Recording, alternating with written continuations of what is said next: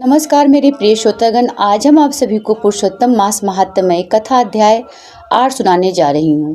कथा को पूरी ध्यान और प्यार से सुनिए, जिसमें सूत जी बोले, हे तपोधन, विष्णु और श्री कृष्ण के संवाद को सुन संतुष्ट मन नारद नारायण से पुनः प्रश्न करने लगे। नारद जी बोले, हे प्रभु, जब विष्णु बैकुंठ चले गए तब फिर क्या हुआ? कहिए। आदि पुरुष कृष्ण और हरिसुत का जो संवाद है वह सब प्राणियों का कल्याणकर है। इस प्रकार प्रश्न सुन फिर भगवान बद्री नारायण जगत को आनंद देने वाला बृहत आख्यान कहने लगे। श्री नारायण बोले, तदंतर विष्णु बड़े प्रसन्न होकर बैकुंठ गए और वहां जाकर, हे नारद, अधिमास को अपने पास ही बसा लिया। अधिमास बैकुंठ में वास पाकर अत्यंत प्रसन्न हुआ और 12 मास का राजा होकर विष्णु के साथ रहने लगा। 12 मास में मल मास को श्रेष्ठ बनाकर विष्णु मन से संतुष्ट हुए। हे मुनि, अनंतर भक्तों के ऊपर कृपा करने वाले भगवान युधिष्ठिर और द्रौपदी की ओर देखते हुए कृपा करके अर्जुन से यह बोले। श्री कृष्ण बोले, हे राज शार्दूल, हमको मालूम होता है कि तपोवन में आकर आप लोगों ने दुखित होने के कारण पुरुषोत्तम मास का आदर नहीं किया। वृंदावन की शोभा के नाथ भगवान का प्रिय पात्र पुरुषोत्तम मास आप वनवासियों का प्रसाद से व्यतीत हो गया। भीष्म दुराचार्य कर्ण के भय से संत्रस्त मन आप सब लोगों ने भय और द्वेष से मुक्त होने के कारण प्राप्त पुरुषोत्तम मास का ध्यान नहीं दिया। कृष्ण द्वैपायन व्यास देव से प्राप्त विद्या के आराधन में तत्पर रणवीर अर्जुन के इंद्रकील पर्वत पर चले जाने पर उसके वियोग से दुखित आप लोगों ने पुरुषोत्तम मास को नहीं जाना। अब यदि आप यह पूछे कि हम क्या करें, तो मैं यही कहूँगा कि भाग्य का अवलंबन करो। पुरुषों का जैसा अदृष्ट होता है वैसा ही सदा भासता है। भाग्य से उत्पन्न जो फल है वो अवश्य भोगना पड़ता है। सुख दुख भय कुशलता इत्यादि भाग्यानुसार ही मनुष्यों को प्राप्त होते हैं। अतः अदृष्ट पर विश्वास रखने वाले आप लोगों को अदृष्ट पर निर्भर रहना चाहिए। अब इसके बाद आप लोगों के दुख का दूसरा कारण और बड़ा आश्चर्यजनक इतिहास के सहित कहते हैं। हे महाराज, हमारे मुख से कहा हुआ सुनो। श्री कृष्ण बोले, यह भाग्यशाली द्रौपदी पूर्व जन्म में बड़ी सुंदरी मेधावी ऋषि के घर में उत्पन्न हुई थी।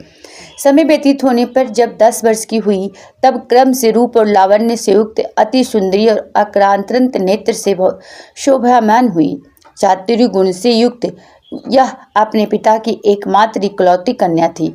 अतः चतुरा गुणवती सुंदरी यह पिता की बड़ी लाडली थी।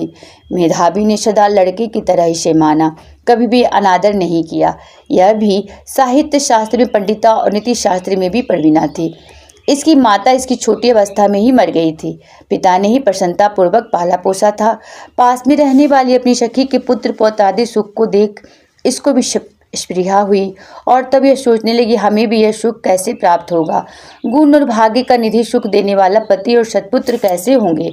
इस प्रकार मनोरथ विचारते हुए सोचने लगी कि पहले मेरा विवाह उपस्थित था, परंतु भाग्य ने बिगाड़ दिया। अब क्या करने से अथवा क्या जानने से, एक किस देवता की उपासना करने से या किस मुनि के शरण जाने से अथवा किस तीर्थ का आश्रय करने से मेरी मन कामना पूर्ण होगी। मेरा भाग्य कैसा सो गया कि कोई भी पति मुझको वरण नहीं करता है। पंडित भी मेरा पिता मेरे ही दुर्भाग्य से मूर्ख हो गया है। बड़ा आश्चर्य है, विवाह का समय उपस्थित होने पर भी मेरे समान वर को पिता नहीं दिया। मैं अपनी सहेलियों के बीच में प्रमुख हूँ, परंतु कुमारी होने के कारण पति दुख से पीड़ित हूँ। जैसे मेरी सखियाँ पति सुख को भोगने वाली हैं, वैसे मैं नहीं हूँ। मेरी भाग्यवती माता क्यों पहले मर गई। इस प्रकार चिंता से व्याकुल कन्या मनोरथ पूर्ण रूप समुद्र के मोह रूप जल में निमग्न हो शोक मोह रूप लहरों से पीड़ित हो गई।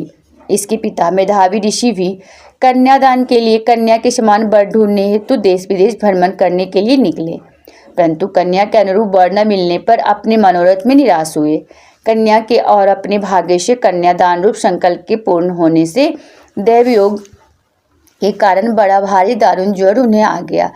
सब अंग ऐसे फूटने लगे जैसे समस्त अंग टूट टूट कर अलग हो जाएंगे और ज्वर की ज्वाला से व्याकुल हो श्वासोच्छ्वास लेते महादारुण मूर्छा से मदिरा पान से उन्मत्त की तरह पैर लड़खड़ाते गिरते पड़ते किसी तरह घर में आए और आते ही पृथ्वी पर गिर पड़े।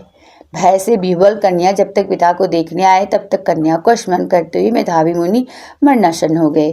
भाग्य के फलस्वरूप बल से एकाएक कांपने लगे और कन्यादान प्रसंग से उठा हुआ जो महोत्सव था वह जाता रहा।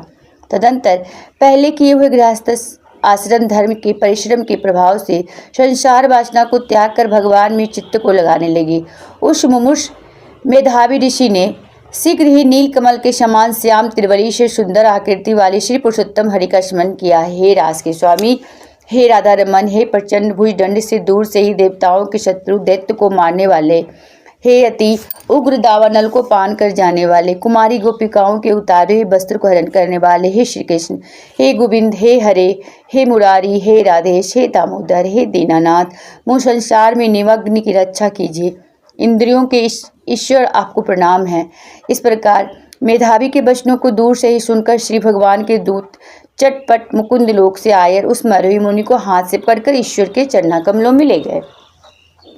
इस प्रकार अपने पिता के प्राणों को निकलता देख वह कन्या हाहाकार करके रोने लगी और पिता के शरीर को अपनी गोद में रखकर अति दुख से विलाप करने लगी। चिल पक्षी की तरह बहुत देर तक विलाप करके अत्यंत दुख से विवल हुई और पिता को जीवित कर की तरह समझकर बोली।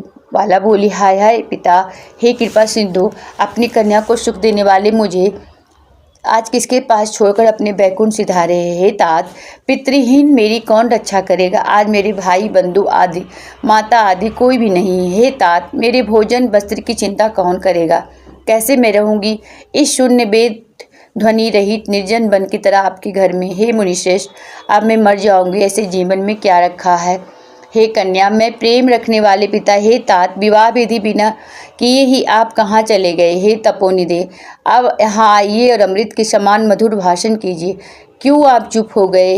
हे तात, बहुत देर से आप सोए हुए हैं, अब जागिए। ऐसा कहकर आंसू बहाती हुई घड़ी घड़ी कन्या विलाप करने लगी और पिता के मरने से दुखित हुई आरता चिल पक्षी की तरह मुक्त कंठ से रोने लगी। उस लड़की का रोदन सुन उस वन में रहने वाले ब्राह्मण आपस में कहने लगे कि इस तपोवन में अत्यंत करुण शब्द से कौन रो रहा है। ऐसा कहकर सब तपस्वी चुप होकर यह मेधावी ऋषि कन्या का शब्द है ऐसा निश्चय कर घबराए हुए हाहाकार करते मेधावी के घर में आए और वहाँ आकर सबने कन्या के गोद में मरे मेधावी ऋषि को देखा। देखकर उस वन के रहने वाले सभी मुनि रोने लगे। कन्या की गोद से शव को लेकर शिव मंदिर के पास शमशान पर गए। वहां काष्ठ की चिता लगाकर विधि से अंत्योष्टि कर्म कर उसका दाह किए। दाह के अनंतर कन्या को समझाकर सब ऋषि अपने अपने आश्रम गए।